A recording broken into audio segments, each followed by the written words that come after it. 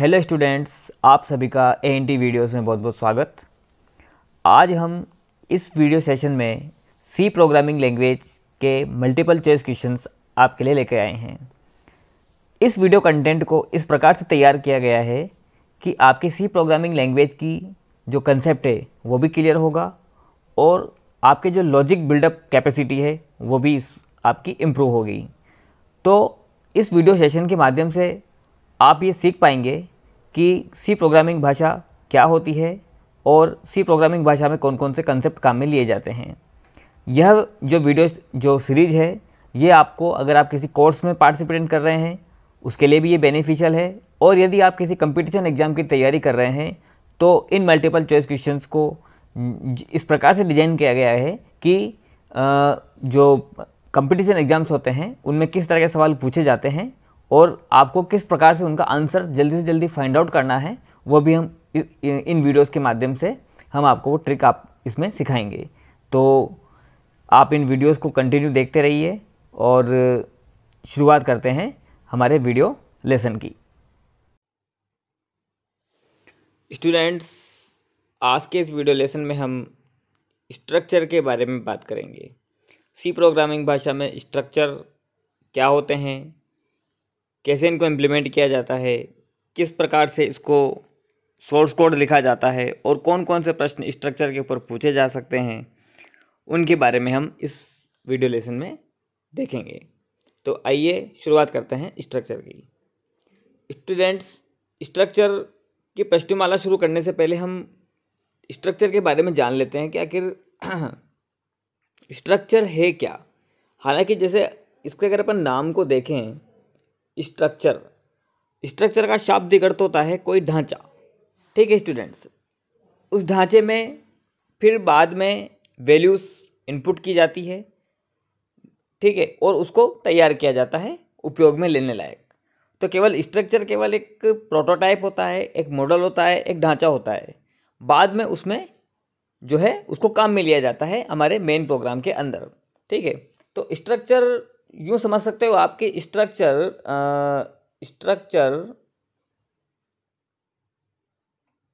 Is model और prototype.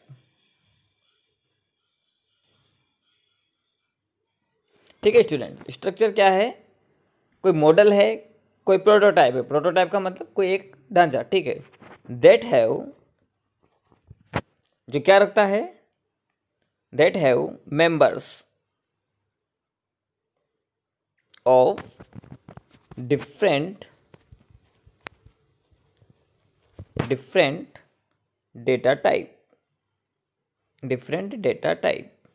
यानी कि स्टूडेंट्स, स्ट्रक्चर क्योंकि ढांचा है, एक कोई संरचना है, तो उस संरचना में मेंबर्स काम में लिए जाते हैं और ये मेंबर्स जो है अलग अलग डेटा टाइप के हो सकते हैं। जैसे इंट, एक ढांचा हमने खड़ा किया जिसमें कोई वैल्यू इंटीजर की है, कोई वैल्यू कैरेक्टर की है, कोई वैल्यू जो है फ्लोट टाइप की है। ठीक है, तो इसका हमने एक ढांचा खड़ा कर दिया। फिर बाद में हम इस अलग अलग टाइप्स के जो मेंबर्स हैं इनको हम काम में लेंगे हमारे मेन प्रोग्राम में। ठीक है, तो अब ये तो हमने थोड़ा ओवरव्यू समझ लिया, स्ट्रक्चर की परिभाषा समझ ली। आखिर स्ट्रक्चर काम कहाँ आता है? स्टूडेंट्स, आपने देखा होगा कि अगर आपने हमारे एरे वाले जो वीडियो लेसन है उसको देखा हो तो आपको एरे के बारे में पता लगेगा। तो एरे में क्या होता है स्टूडेंट्स कि एक ब्लॉक में केवल एक प्रकार के डेटा को ही हम स्टोर करके रख सकते हैं, लेकिन यहाँ पे ऐसा नहीं है। यहाँ पे एक ब्लॉक में स्ट्रक्चर में डिफाइन किए गए विभिन्न टाइप्स के डेटा को स्टोर कर सकते हैं। ठीक है, तो ये डेफिनेशन मैं मिटा रहा हूँ, आप इसको स्नैपशॉट खींच के इसका डेफिनेशन को आप नोट डाउन कर लीजिए। ठीक है, तो स्ट्रक्चर कैसा होता है और एरे कैसा होता है। ठीक है, स्ट्रक्चर और एरे में बहुत डिफरेंस है, लेकिन समझने के लिहाज से मैं आपको बता रहा हूँ। जो हमारा जो एरे होता है उसका जो एक बॉक्स होता है, उस एक बॉक्स में, जैसे आगे भी बहुत सारे बॉक्स होते हैं एरे के अंदर, ठीक है, पर हम उसके एक बॉक्स को लेते हैं। ये सब बॉक्स हैं, इन सब की इंडेक्सिंग है। लेकिन जो एरे है उसमें क्या होता है, यहाँ पे जो वैल्यू आएगी वो एक प्रकार की आएगी, मतलब कि इन सब में न्यूमेरिक टाइप की वैल्यू आएगी। ठीक है, लेकिन जो स्ट्रक्चर होता है ना स्टूडेंट्स, उस स्ट्रक्चर का जो एक खांचा होता है, मतलब कि ये जो खांचा है अब इस खांचे के अंदर हो सकता है कि कैरेक्टर टाइप, मतलब कि जैसे किसी कैरेक्टर टाइप का डेटा भी आ सकता है, यानी कि किसी का नाम भी आ सकता है एक ही डिब्बे के अंदर। उसके मार्क्स भी आ सकते हैं, जैसे हिंदी के मार्क्स, जैसे उसके सॉरी, यहाँ पे हम हिंदी नहीं लिखेंगे, यहाँ पे इस न्यूमेरिक टाइप का डेटा लिखेंगे। तो न्यूमेरिक टाइप के डेटा में उसके जो है हम 5 भी लिख सकते हैं। और ऐसा कोई डेटा मेंबर भी है जो दशमलव प्रणाली का हो, यानी कि फ्लोटिंग टाइप का हो, तो फिर इसी डिब्बे के अंदर जो है वो दशमलव प्रणाली वाले वैल्यूज़ को भी स्टोर कर सकते हैं, यानी कि एक ही बॉक्स में जीरोथ इंडेक्सिंग पे ही।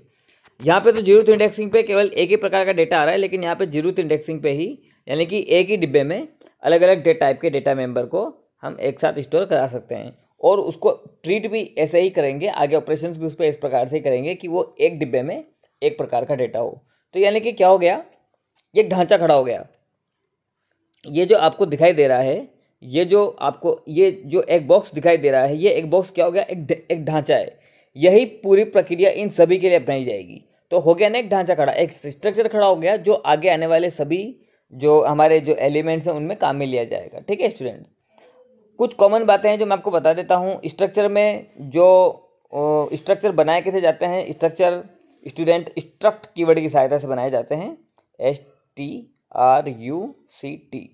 स्ट्रक्ट कीवर्ड की सहायता से इसको बनाया जाता है। उसके बाद उसका कोई नेम लिखा जाता है, स्ट्रक्चर का कोई ना कोई नेम होता है। जैसे एक वेरिएबल का नेम होता है ना स्टूडेंट्स, एरे का नेम होता है, वेरिएबल का नेम होता है, ठीक उसी प्रकार स्ट्रक्चर का भी एक नाम होता है। ठीक है, उसके बाद ओपनिंग क्लोजिंग ब्रैकेट्स होते हैं। ओपनिंग क्लोजिंग ब्रैकेट्स के अंदर डेटा मेंबर्स को यहाँ पर बताया जाता है कि भाई इस स्ट्रक्चर के अंदर जो है कोई इंट टाइप का कोई डेटा होगा, ठीक है, कोई कैरेक्टर टाइप का डेटा होगा। ठीक है स्टूडेंट्स, तो इस तरह से यहाँ पर इसको बताया जाता है, स्ट्रक्चर को बनाया जाता है। तो ये एक तरह का क्या खड़ा कर दिया हमने, ढांचा खड़ा कर दिया।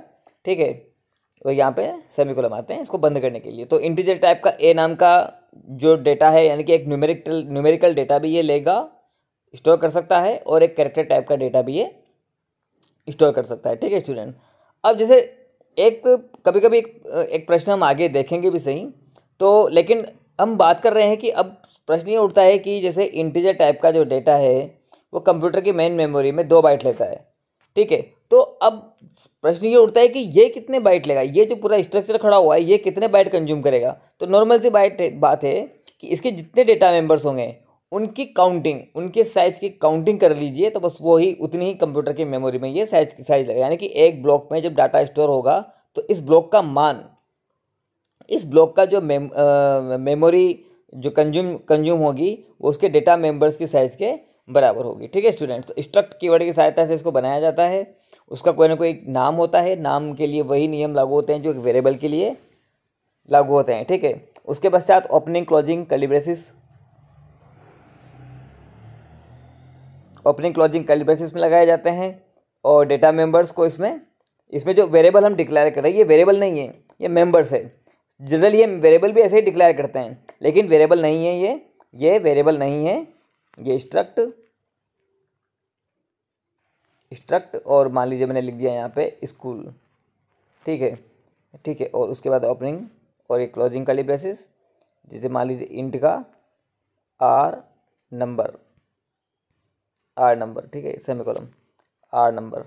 ठीक है, और कैरेक्टर का नेम।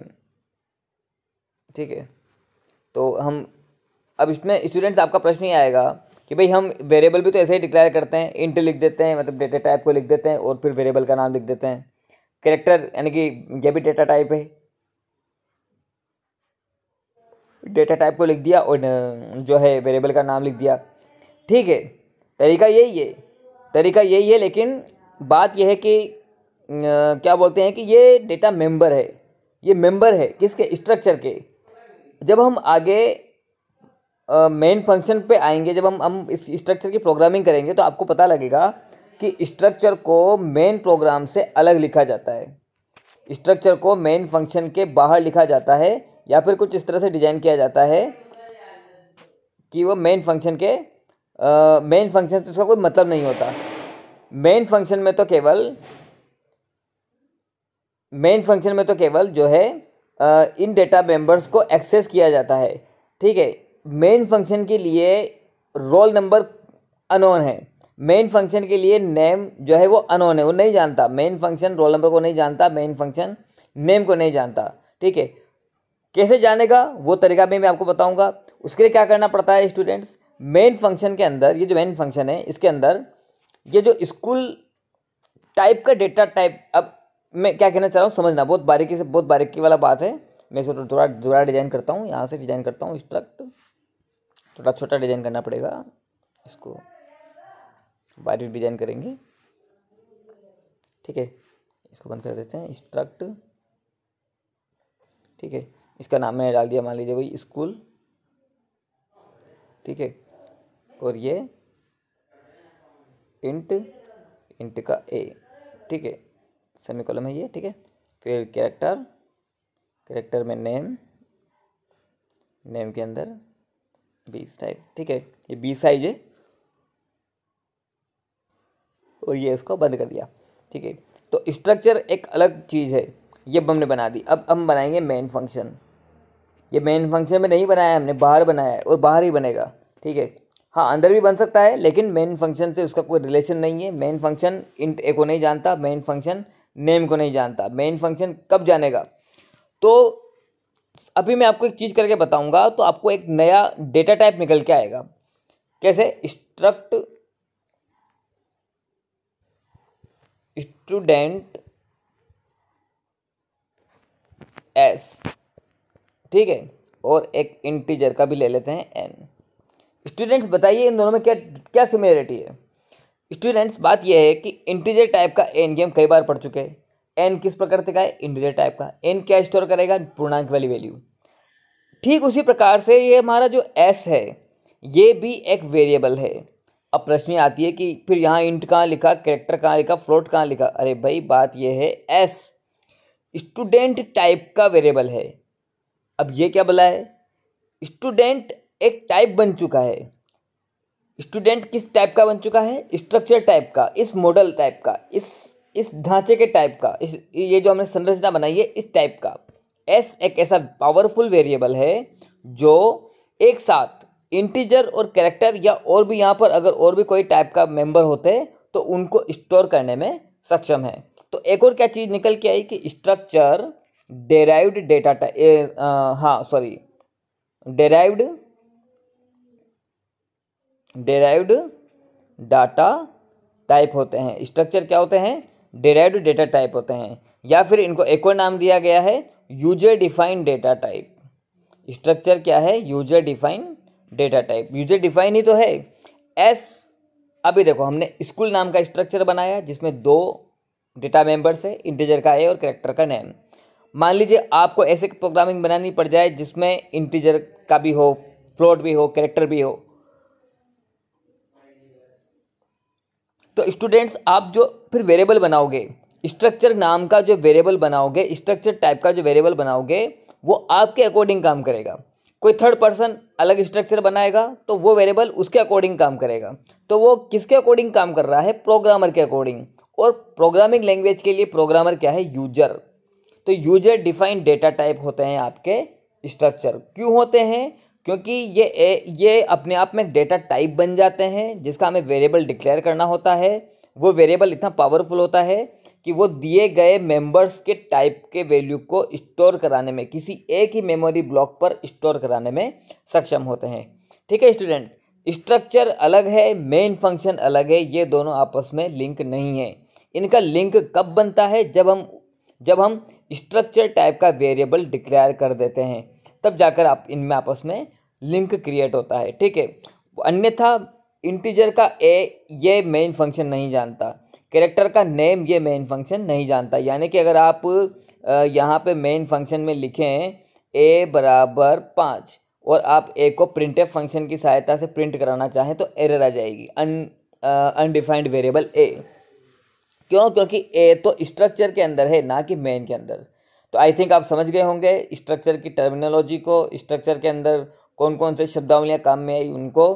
तो स्ट्रक्चर के अंदर एक शब्द काम आया डेराइव्ड डेटा टाइप या फिर यूजर डिफाइंड डेटा टाइप। तो स्ट्रक्चर एक जो है डेराइव्ड डेटा टाइप है या यूजर डिफाइंड डेटा टाइप है। वो क्यों है, क्योंकि यूजर कितने भी प्रकार के डेटा मेंबर यहाँ पे बना सकता है, तो उतनी ही प्रकार के डेटा मेंबर को स्टोर करने के लायक बन जाता है आपका स्ट्रक्चर टाइप का वेरिएबल एस बनाया हमने, ठीक है, और एक इंटीजर टाइप का एन बनाया था। तो एन तो क्लियर सी बात है, पता लग रहा है कि एन इंटीजर टाइप का वैल्यू स्टोर करेगा, लेकिन एस क्या करेगा, एस स्टूडेंट नाम के मेंबर्स को स्टोर करने का काम करेगा, ठीक है स्टूडेंट। तो आइए अब हमारी प्रश्नमाला को शुरुआत करते हैं और देखते हैं कि वहाँ कौन कौन से प्रश्न स्ट्रक्चर से संबंधित पूछे जा सकते हैं। तो how much memory will be given structure hold, एक प्रश्न आपसे पूछा गया है। मैंने अभी स्ट्रक्चर के बारे में जब आपको समझा रहा था तो मैंने आपको ये चीज़ बताई भी थी कि इंटीजर टाइप का डेटा जो होता है वो 2 बाइट कंज्यूम करता है, 2 बाइट, ठीक है। फ्लोट टाइप का डेटा जो होता है वो 4 बाइट कंज्यूम करता है, ठीक है स्टूडेंट्स। कैरेक्टर टाइप का जो डेटा होता है वो 1 बाइट पर कैरेक्टर स्टोर करता है, और भी इसमें आगे हैं डबल, लॉन्ग, शॉर्ट वगैरह, तो वो अलग अलग टाइप का जो टाइप है वो अलग अलग मेमोरी कंज्यूम करता है। अब बात ये आती है कि स्ट्रक्चर तो एक यूजर डिफाइंड डेटा टाइप है, ठीक है। सी प्रोग्रामिंग की लाइब्रेरी में तो पहले से बताया ही नहीं गया कि भाई जो स्टूडेंट है ये भी कोई डेटा टाइप बनेगा। तो स्टूडेंट जो स्ट्रक्चर है वो कितना डेटा कंप्यूटर की मेमोरी को लेगा, कितना जो स्पेस है वो लेगा। तो मैंने आपको बताया था कि जितने मेंबर्स होंगे उन मेंबर्स की जो कैपेसिटी है कंप्यूटर की मेन मेमोरी में स्पेस लेने की, बस उसी के टोटल को आप कर लीजिए, वही इसका आंसर आ जाएगा। तो ये तो कहना चाह रहा है how much memory will given structure hold, एक ये दिया गया स्ट्रक्चर कितनी मेमोरी कंज्यूम करता है। तो आइए देख लेते हैं, ऑप्शंस में दिए गए हैं हमारे, पहले इसको सोल्व कर लेते हैं। आइए, मैंने बताया था कि कैरेक्टर 1 बाइट पर कैरेक्टर लेता है, तो यहाँ पर एक नेम नाम का वेरिएबल लिया गया है जो 20 अक्षर लेता है, तो 20 तो ये हो गए हमारे। एक इंटीजर रोल नंबर नाम का वेरिएबल लिया गया है, तो इंटीजर 2 बाइट लेता है, तो +2 इसमें और कर दीजिए, हमारा आंसर आ जाएगा 22। तो इसका सिंपल सा आंसर क्या आएगा, सी। आई थिंक आप समझ गए होंगे कि ये क्या कहना चाह रहा है कि स्टूडेंट जो स्ट्रक्चर है, स्टूडेंट नाम का जो ये स्ट्रक्चर है, ये कंप्यूटर की मेमोरी में कितनी जगह लेगा। तो इसका बहुत सिंपल सा तरीका है, आप काउंट कर लीजिए कि इसमें कितने डेटा मेंबर्स हैं। इसमें 2 डेटा मेंबर्स हैं, एक 20 साइज का है और एक इंटीजर टाइप का है, तो वो 2 बाइट लेता है, ठीक है। तो इसका आंसर आएगा 22, तो इसका सी आंसर आएगा 22। नेक्स्ट क्वेश्चन है विच data type of value can be stored in a structure, यानी कि स्ट्रक्चर में कौन से प्रकार के डेटा टाइप को आप एज ए मेंबर बना सकते हैं, यूँ ये कहना चाह रहा है, ठीक है। तो मैंने जब स्ट्रक्चर आपको पढ़ाया था, स्ट्रक्चर के बारे में भी आपको जब इंट्रो बताया था, तो मैंने कहा था कि एक यूजर पर डिपेंड करता है कि उसको किस प्रकार की प्रोग्रामिंग करनी है। वो इंटीजर टाइप का भी ले सकता है, float, character, double, long, short, कुछ भी जो उसकी आवश्यकता है वो ले सकता है, बस बशर्ते उसको स्ट्रक्चर कीवर्ड स्ट्रक्चर के अंदर वो लिखना होगा, स्ट्रक्ट कीवर्ड के साथ। यहाँ पे उसने नेम लिखा, ठीक है। अब इस curly braces, opening closing curly braces के अंदर वो जो भी डेटा टाइप को लिख देगा वो सब एक्सेप्टेबल है, ठीक है। तो यहाँ पे क्या है क्वेश्चन कि which data type of value can be stored in a structure, तो इसके ऑप्शंस दिए गए हैं only int, only character, only float, और डी दिया गया है all types that are included in the members of the structure. तो अकॉर्डिंग टू थ्योरी इसका सही आंसर क्या आएगा, डी, ठीक है स्टूडेंट्स। सभी प्रकार के डेटा को ये हैंडल कर सकता है जो कि उसके मेंबर के रूप में शामिल किए गए हों, ठीक है स्टूडेंट्स। हमारा नेक्स्ट क्वेश्चन है स्ट्रक्चर इज, स्ट्रक्चर है बी, इसकी परिभाषा टाइप में ये पूछ रहा है, ये इनमें से कौन सा एक सही उत्तर आएगा स्ट्रक्चर के संदर्भ में। पहला है कि ये प्रिमिटिव डेटा टाइप है, दूसरा है यूजर डिफाइंड डेटा टाइप है, इसका जो देखिए स्टूडेंट्स, अब इसमें इसका आंसर आएगा बी। एक्चुअली में सी नहीं आ सकता। देखिए प्रिमिटिव का मतलब पूर्व निर्धारित किए गए, सी प्रोग्रामिंग की जो लाइब्रेरी है उसमें पूर्व निर्धारित किए गए data types primitive data types कहलाते हैं। जैसे कि इंट ये पहले से निर्धारित है, फ्लोट ये पहले से निर्धारित है, कैरेक्टर ये पहले से निर्धारित है, लेकिन आपने बना दिया स्ट्रक्ट स्टूडेंट, ये स्टूडेंट नाम का कोई डेटा टाइप पहले से थोड़ी बना रखा है, तो ये प्रिमिटिव नहीं है। ये कौन सा है, यूजर डिफाइंड डेटा टाइप, तो प्रिमिटिव डेटा टाइप तो ये नहीं है। तो इसका सही आंसर क्या आएगा, बी, ठीक है, B user defined data type. ठीक है students, none of the above आने का सवाल नहीं है, बोथ ए एंड बी आने का सवाल नहीं है, तो इसका सही आंसर आएगा बी। ठीक है, नेक्स्ट क्वेश्चन है which operator is used to access a member of a structure. यहाँ पे ये कहना चाह रहा है स्टूडेंट्स, अभी जब हम एक स्ट्रक्चर बनाते हैं पहले, और इसके बारे में हम पहले भी बात कर चुके हैं, स्ट्रक्चर में बना रहा हूँ यहाँ पे, जैसे वही पहले वाले बना लेते हैं, स्ट्रक्ट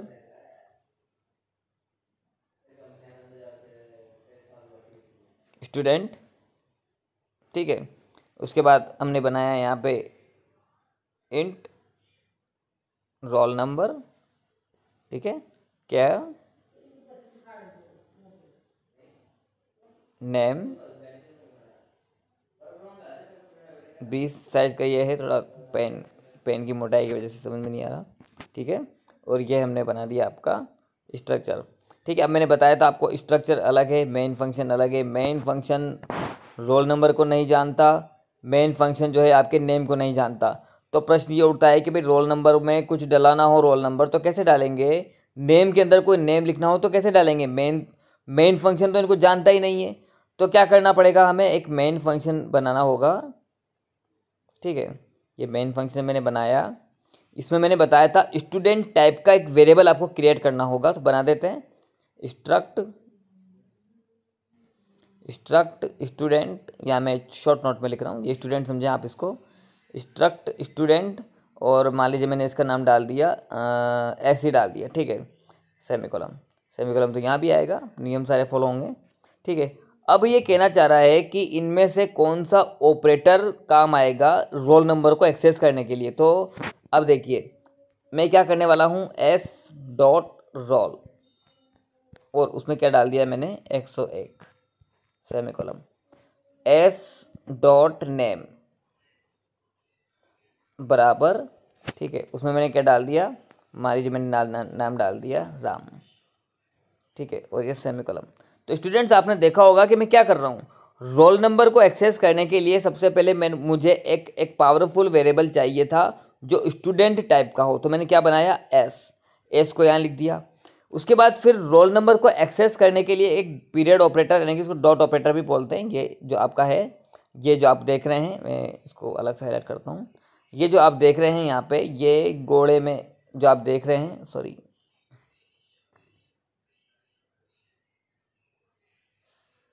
ये इसकी नोक छोटी होती नहीं है, देखिए गोले के अंदर आपको एक डॉट दिखाई दे रहा होगा।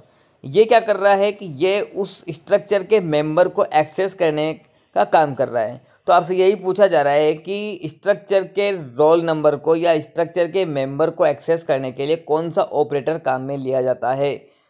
पहला विकल्प है स्टार, दूसरा विकल्प है डैश और ग्रेटर देन, तीसरा विकल्प है डैश, और चौथा विकल्प है डॉट या पीरियड ऑपरेटर। ठीक है स्टूडेंट्स, इसको पीरियड ऑपरेटर भी बोलते हैं। तो इसका सही आंसर क्या आएगा स्टूडेंट्स, डी पीरियड ऑपरेटर। ठीक है, समझ गए ना आप क्या कहना चाह रहा हूँ मैं। एक हमने स्ट्रक्चर बनाया स्टूडेंट नाम का, जिसमें 2 डेटा मेंबर लिए।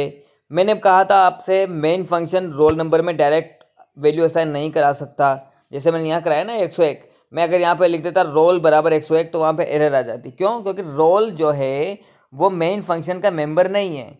मेन फंक्शन का मेंबर बनाने के लिए तो मुझे क्या करना पड़ता, यहाँ पे लिखना पड़ता इंट रोल, जब जाके वो समझता कि हाँ ये इंटीजर टाइप का रोल नंबर नाम का एक मेंबर है जो मेन फंक्शन के अंदर है, लेकिन ये मेन फंक्शन की बाउंड्री से बाहर है, अलग है।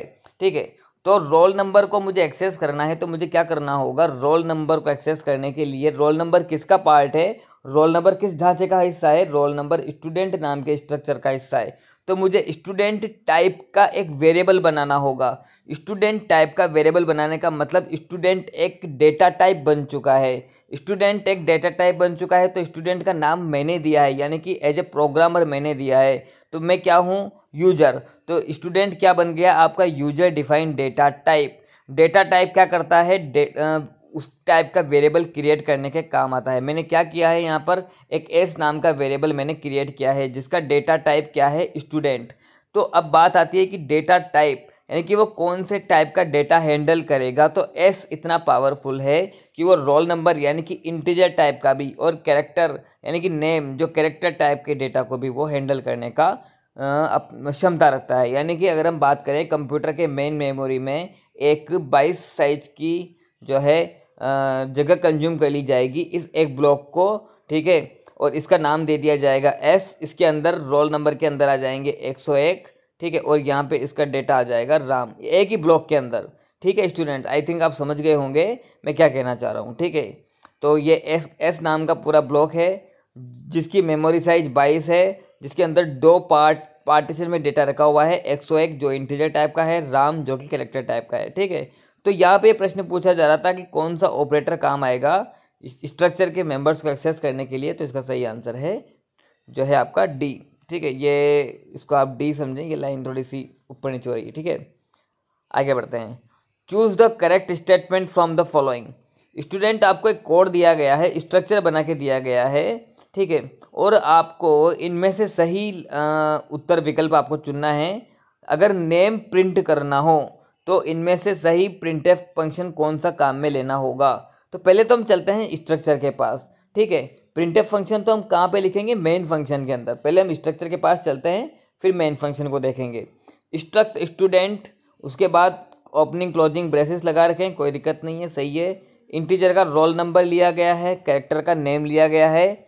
अब देखिए स्टूडेंट, एक एसटीडी नाम का इन्होंने एक कुछ लिखा हुआ है यहाँ पर, तो यूँ समझ जाइए कि एसटीडी स्टूडेंट टाइप का वेरिएबल है। स्टूडेंट टाइप का वेरिएबल ऐसे भी बना सकते हैं, और आप चाहें तो मेन फंक्शन के अंदर भी बना सकते थे, तो ऐसे भी बना सकते हैं। तो स्टूडेंट एक वेरिएबल है, किस टाइप का, स्टूडेंट टाइप का, यानी कि स्ट्रक्चर टाइप का, जो रोल नंबर और नेम को एक ही मेमोरी ब्लॉक में स्टोर करने में सक्षम है। ठीक है, तो अब यहाँ पे एक प्रिंटफ फंक्शन हमें लिखना है जो क्या करे कि नाम को प्रिंट करा पाए। तो मैं जब मेन फंक्शन में लिखूंगा तो मैं क्या लिखूंगा, प्रिंट एफ, कोष्टक ओपन करूंगा, ठीक है, और यहाँ पे क्या करूंगा, %s डबल कोटेशन बंद करूंगा। अब इसको मैंने आपको बताया था कि नेम को मेन फंक्शन डायरेक्टली एक्सेस नहीं कर सकता। क्यों? क्योंकि नेम जो है, ये जो नाम का जो मेंबर है, ये मेन फंक्शन का मेंबर नहीं है, ये तो स्ट्रक्चर का मेंबर है। तो मुझे क्या करना होगा, स्ट्रक्चर टाइप के वेरिएबल को काम में लेना होगा। तो मैं क्या काम में लूँगा, std, फिर लगाऊंगा डॉट। अभी ठीक इससे पहले वाले प्रश्न में हम सीख के आए हैं कि स्ट्रक्चर के मेंबर को एक्सेस करना हो तो कौन सा ऑपरेटर काम आता है, डॉट। उसके बाद क्या लिखना है मुझे, नेम, क्योंकि नेम मुझे प्रिंट कराना है, तो ये मैं लिखूंगा नेम, और यहाँ पे मैं इसको जो है बंद कर दूंगा। तो ये कुछ इस तरह से रहेगा हमारा, % के बाद कोमा std, ठीक है, डॉट और नेम। तो इसको हम मैच कर लेते हैं कि ये ऐसा कहाँ पे आ रहा है। सबसे पहले आ रहा है आपका नेम बराबर, ये तो मैसेज है, कोई दिक्कत नहीं है, %s और नेम। देखिए यहाँ पर जो है नाम को डायरेक्टली ही मेन फंक्शन में कॉल कर दिया गया है, जो कि एक गलत है, ऐसा नहीं कर सकते, एरर आ जाएगी। अगला है %c नेम, और सबसे पहली बात तो गलत है क्योंकि मेंबर किसका है, वो स्ट्रक्चर का, तो बिना हम स्टूडेंट टाइप के वेरिएबल के बिना हम एक्सेस नहीं कर सकते।